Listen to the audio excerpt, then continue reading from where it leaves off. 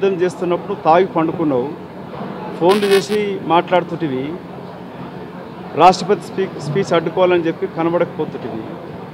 ఇవాళ చంద్రశేఖరరావు పంట పొలాలు చూడడం అంటే అదొక డ్రామా. ఆయన కాలు బాగానే అయిపోయినది. పార్టీ ఎండిపోతుంది కాబట్టి అంతరించిపోతుంది, ఆవరించకపోతుందని చెప్పి పంట పొలాల నెపంతో బయట ప్రజలకు వచ్చినట్టు.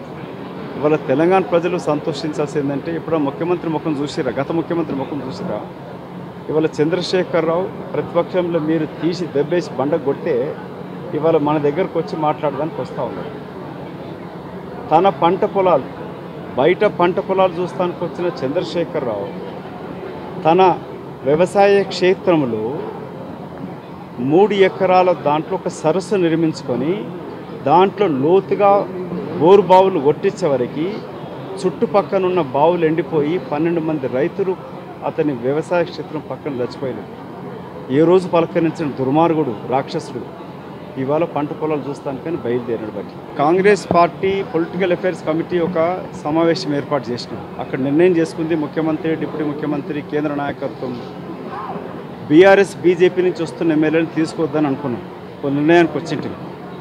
కింది స్థాయి నాయకులు, కార్పొరేటర్లు కానీ మేయర్లు, చైర్మన్లు వస్తే తీసుకుందాం అనుకున్నాం.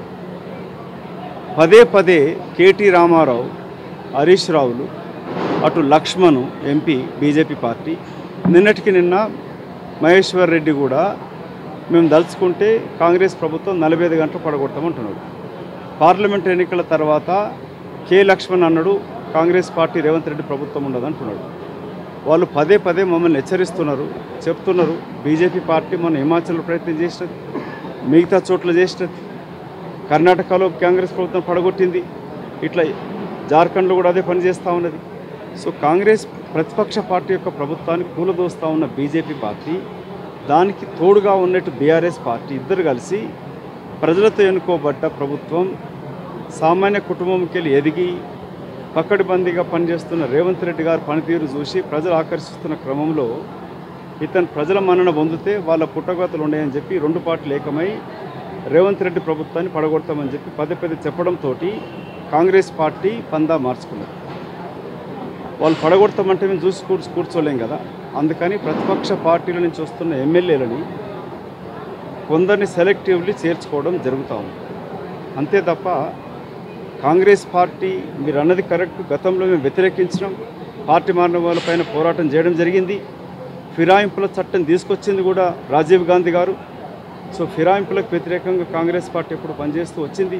కానీ వాళ్ళ బీజేపీ పార్టీ అప్రజాస్వామికంగా ప్రజాస్వామ్యాన్ని తూట్లు పొడుస్తూ మోదీ గారు మాట్లాడేటివి శ్రీరంగ నీతులు, కానీ చేసేటివన్నీ కూడా దుర్మార్గ పనులు.